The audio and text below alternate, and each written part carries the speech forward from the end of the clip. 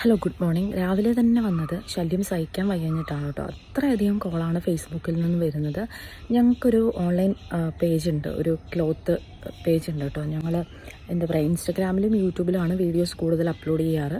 ഇൻസ്റ്റഗ്രാമിൽ നമ്മൾ ഇടയ്ക്ക് ഇതുപോലെ ബൂസ്റ്റ് ചെയ്യാറുണ്ട്. ഇതുവരെ നമുക്കൊരു മോശം അനുഭവം, ഒരു ബുദ്ധിമുട്ടും ഉണ്ടായിട്ടില്ല. അത് മാത്രമല്ല, നല്ല കച്ചവടം ഉണ്ടായിട്ടുണ്ട്. ഒരു കുഴപ്പമില്ലാണ്ട് നമ്മളിങ്ങനെ സ്മൂത്തായിട്ട് പോവാണ്.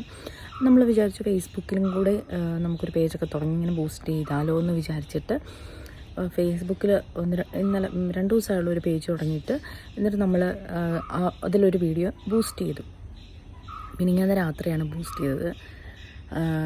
അപ്പം ഇൻസ്റ്റാഗ്രാമിലും എൻ്റെ നമ്പർ തന്നെയാണ് കൊടുക്കാറ്. കാരണം നമ്മളെപ്പോഴും നമ്മുടെ കയ്യിൽ ഫോൺ ഉണ്ടാവില്ല, നമുക്ക് റിപ്ലൈ കൊടുക്കാനൊക്കെ അതാണ് കൺവീനിയൻറ്റ്. കാരണം ഇതുവരെ ഒരു മോശം അനുഭവം ഉണ്ടാവാത്തത് കൊണ്ട് തന്നെ ഞാൻ എൻ്റെ നമ്പർ തന്നെയാണ് കൊടുത്തത്.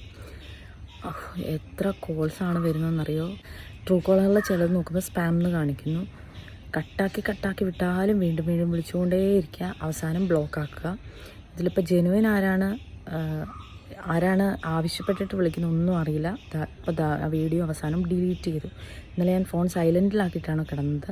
എഴുന്നേൽക്കുമ്പോൾ എത്ര കോൾസാണ്. എന്താണ് ഇങ്ങനത്തെ ഫേസ്ബുക്കിൽ ഇങ്ങനെ ഒരുപാട് മോശം അനുഭവങ്ങൾ ഉണ്ടാവാറുണ്ട്, ഇങ്ങനെ കമൻറ്റ്സ് വരാറുണ്ടെന്നൊക്കെ കേട്ടിട്ടുള്ളതല്ലാതെ ആദ്യമായിട്ടാണ് എനിക്കൊരു അനുഭവം ഉണ്ടാകുന്നത്.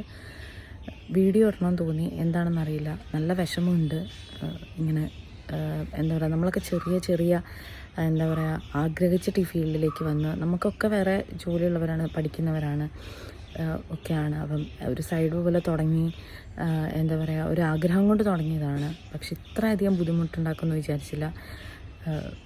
എന്തായാലും താങ്ക് യു സോ മച്ച്. ഇനി ആരും വിളിക്കരുത്, ദയവ് ചെയ്ത് ഇനി ആ നമ്പറിൽ ശല്യം ചെയ്യാനായിട്ട് വിളിക്കരുത്. അത്രേ പറയാനുള്ളൂ. Thank you.